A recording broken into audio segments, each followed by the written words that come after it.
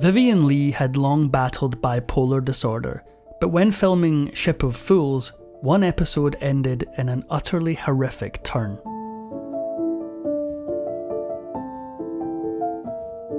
Although she'd be known as the ultimate Southern belle, Leigh was actually born Vivien Mary Hartley in Darjeeling, India in 1913 to a Scottish father and an Irish mother, although some sources say that her mother may have also been Armenian or Indian. To succeed in Hollywood, Leigh would keep that part of her heritage secret. When she was 6 years old, her parents shipped her off to an English boarding school, where she didn't see her own mother for 2 long years. Since she couldn't confide in her parents, she revealed her dreams to her school friends. She said she'd be a great actress someday. She was right, but she didn't realise the awful toll that Hollywood would take on her.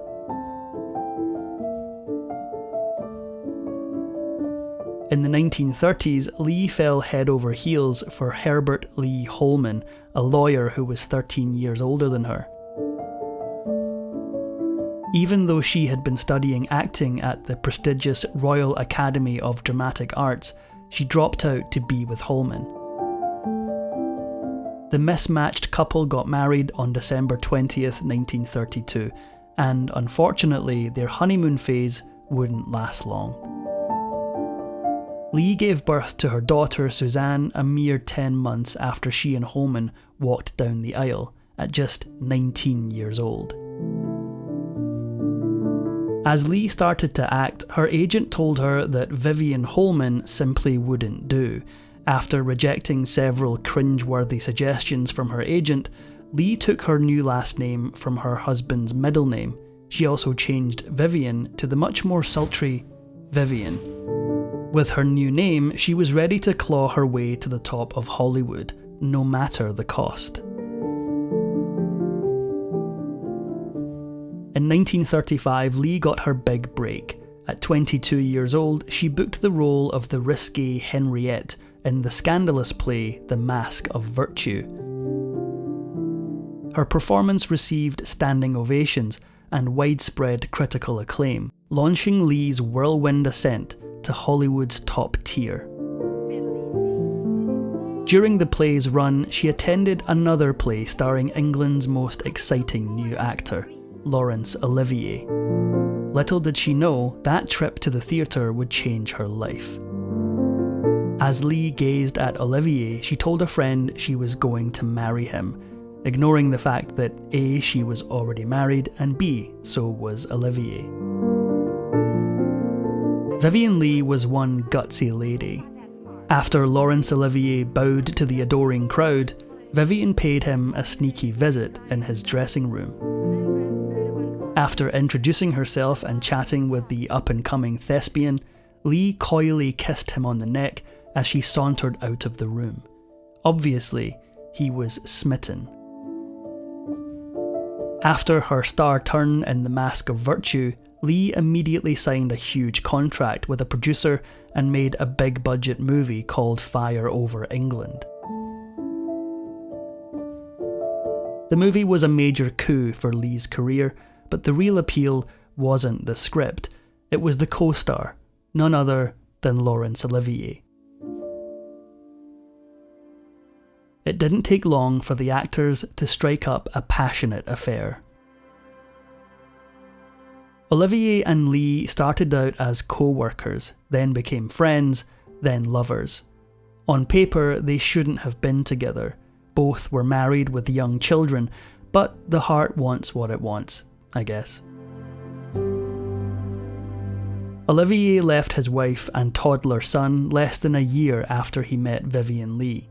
Because neither of their spouses would give them a divorce, the new couple had to keep their relationship a secret.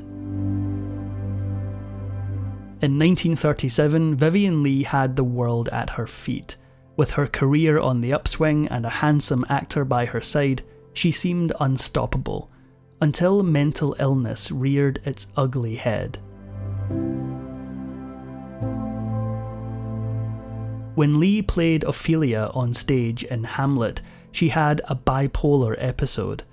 As Laurence Olivier stepped into her dressing room, Leigh started screaming at him, then immediately stopped as though nothing had happened. Sadly, her illness would only get worse. That same year, Leigh broke her ankle and recovered in bed, passing the time by reading Margaret Mitchell's epic romance, Gone with the Wind. When she found out David O. Selznick planned to make a movie of the novel, she told her agent to make sure she got an audition. Selznick knew that Leigh was an incredible actress, but found her too British to play Scarlett. After a soft letdown, he figured he'd never hear from her again. He was wrong. Leigh pursued the role with, as Olivier said, demonic determination. Luckily for Leigh, Selznick's older brother Myron was Olivier's agent. Myron knew that Leigh would be perfect for the part and set up a meeting with his brother. She impressed the director with an incredibly wild screen test and ultimately won the role. The shoot for Gone with the Wind was a complete nightmare. Production dragged on for months on end, with Leigh regularly working grueling 16-hour days. Over the course of filming, the studio had to hire not one, not two, but 3 separate directors to helm the cursed project. Unsurprisingly, the cast was miserable too. Leigh worked almost twice as long as her co-star Clark Gable and made about 1/5 of his paycheck. Both actors were sure that the movie was going to be a huge flop. Not quite. Not only was the movie not a flop, it's still the highest grossing movie of all time, adjusted for inflation. It also led Leigh to Hollywood's greatest achievement. At just 26 years old, she took home the Academy Award for Best Actress. Sadly, that joyous night would take a chilling turn. Winning an Oscar is a huge deal for an actor, so it makes sense that Olivier would be a little jealous of Leigh's achievement. According to Olivier's son Tarquin, on the couple's way home, Olivier grabbed Leigh's Oscar and could barely keep himself from whacking her with it. He later confessed that he was insane with jealousy. Despite the scary ride home, 1940 was a happy year for Leigh and Olivier. By August, they had divorced their former spouses and were an official couple at last, but they made a huge sacrifice to be together. As part of their divorce agreements, they both had to give up primary custody of their children. They had a secretive wedding, with Katharine Hepburn acting as the matron of honour. Olivier and Leigh's first joint venture was a complete bust. The couple invested over $10,000 into a stage play where Olivier would be Romeo and Leigh would perform as Juliet. Unfortunately for them, the production was a total failure and they lost a tremendous amount of money. After that, their once unbreakable bond began to show signs of strain. And it didn't help that Leigh's bipolar disorder had plunged her into a world of terror. As her agent said, she'd become furious and her voice would turn hard, rasping, contemptuous. But her eyes were the worst. They would transform into the cold eyes of a stranger. After fits like this, Leigh would black out. She'd have no recollection of yelling, and would feel incredibly afraid, embarrassed, and remorseful. In 1943, while volunteering for Allied troops in North Africa, Leigh fell ill. It wasn't until 1944 that she was finally diagnosed with tuberculosis. She spent some time in hospital and doctors thought that she'd recovered, but years later they'd realise that they made a fatal mistake. After clawing her way back from the brink of death, Leigh planned to revive her film career in 1944, only to star in flop after flop. She couldn't get a role she desperately wanted in her husband's movie Rebecca. Then she unwisely turned down the lead in Pride and Prejudice. She was distraught, and things would only get worse. While filming Caesar and Cleopatra in 1945, one scene called for Leigh to run across a freshly polished floor. She fell while pregnant. The accident caused her to miscarry, which in turn led her to fall into an extreme depression. Bipolar disorder also made Leigh's libido skyrocket, leading the actress to have intense, uncontrollable intimate urges. She would regularly cheat on her husband by sleeping with strangers, taxi drivers, and delivery men in an effort to satisfy her desires. While Leigh and Olivier were touring in Australia, Olivier happened to discover a hot new talent, the young actor Peter Finch. Excited, he immediately hired Finch to join him on stage. How did Finch repay Olivier for his big break? Well, he promptly slept with his wife. By the time 1948 rolled around, it's said that Olivier was so exhausted by Leigh's endless mood swings and insatiable bedroom drive that he was relieved that she found someone else. From Leigh's perspective, 1948 was a grueling year. Her marriage was falling apart, her bipolar disorder was becoming more intense, and she was struggling with other health issues. She suffered from extreme insomnia and would sometimes struggle with basic impulse control. At the same time as Leigh's personal demons were making her miserable, she was also playing the role that would solidify her place in Hollywood history. As a trained stage actress, Leigh jumped at the chance to act in Tennessee Williams' new tragedy, A Streetcar Named Desire.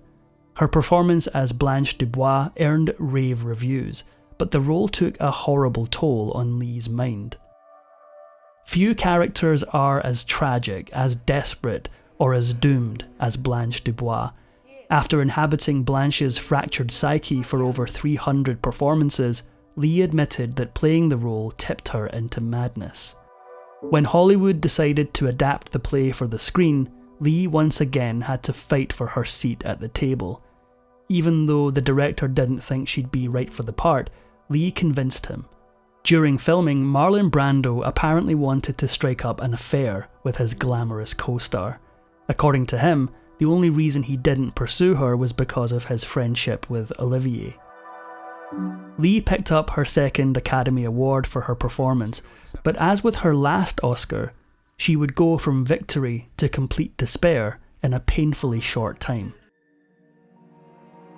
In 1953, Leigh was set to star in a movie called Elephant Walk, only to endure a mental breakdown so bad that Paramount Studios replaced her with Liz Taylor. During her brief time on set, she became paranoid, her insomnia worsened, and she'd even hallucinate. Olivier hadn't accompanied her to the shoot, so Leigh found comfort in the arms of her co-star, none other than her ex-fling, Peter Finch. After being fired from Elephant Walk, Leigh boarded a flight back to LA. While in the air, she became so distressed that she felt a strong urge to escape, a moment that witnesses described as truly frightening. By this point, Leigh was completely out of her mind. She would scream for hours in her dressing room until eventually being sedated and sent back to England. Once there, her husband Olivier felt that he only had one option left. He placed Leigh in an asylum for 3 months, where she endured multiple painful sessions of electroshock therapy. Leigh's struggles should have been private, but then, as now, word of a movie star's breakdown was always going to get out. Her marriage to Olivier had been through the ringer at this point. They managed to weather Leigh's affair with Finch, but their time was coming to an end. Audience members could hear the actors cruelly taunting each other during performances. Off stage, Leigh made matters worse by fixating on scathing reviews. They accused Olivier of underplaying his roles so that he wouldn't outshine his less talented wife. Olivier tried to convince Leigh that that wasn't true, but the damage was done.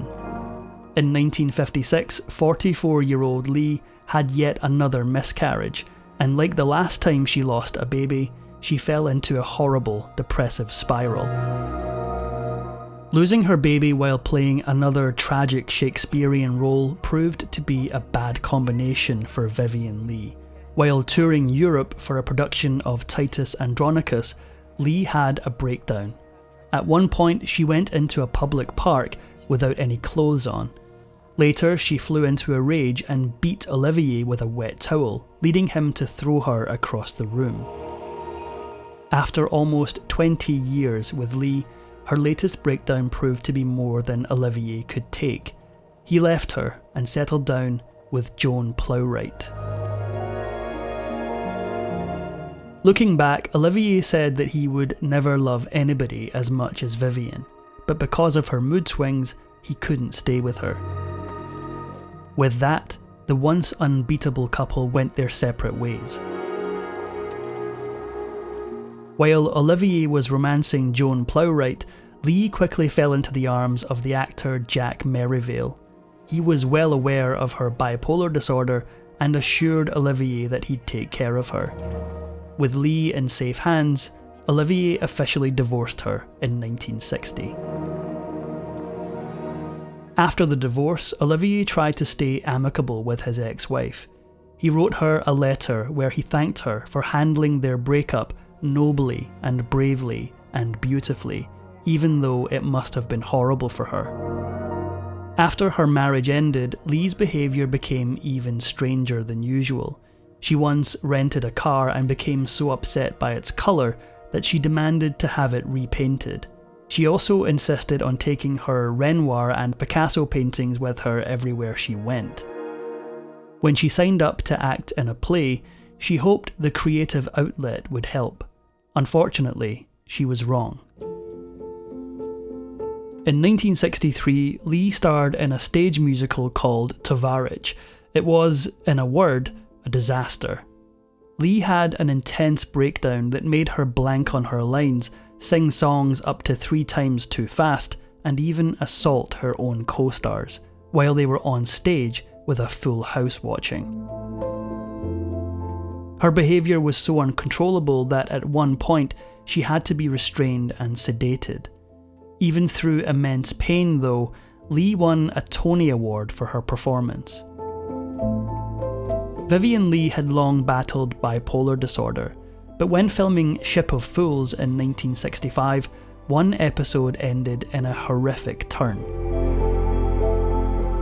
During an assault scene, Leigh struck fellow actor Lee Marvin so hard with a high heel that it scarred his face. Because of this incident, Ship of Fools would end up being Leigh's final appearance on film. She didn't have much time left, and unfortunately, what little she had would be deeply sad. In the summer of 1967, Leigh's tuberculosis came back with a vengeance. As she lay in bed and attempted to recover from the illness, she got up to use the washroom and collapsed. By the time Leigh's partner Jack Merivale discovered her, she had already breathed her last. Even though Leigh and Olivier had broken up 7 years previous, the acclaimed actor rushed to see his ex-wife one last time. He helped Merivale organise Leigh's funeral and arranged for her to be cremated, with her ashes spread near her beloved home. When people heard of Vivien Leigh's demise, the London theatres paid her a heartbreaking tribute. Each and every one turned out their lights for an hour to honour Leigh's memory. However, the most touching tribute belongs to Leigh's great love, Laurence Olivier. In the weeks before his own death, he reportedly watched one of her movies. As he began to weep, he simply said, "This was love." And Leigh felt the same way about him. The actress once said, "I would rather have lived a short life with Larry than face a long one without him." If you enjoyed this video, please give it a like and subscribe for more videos.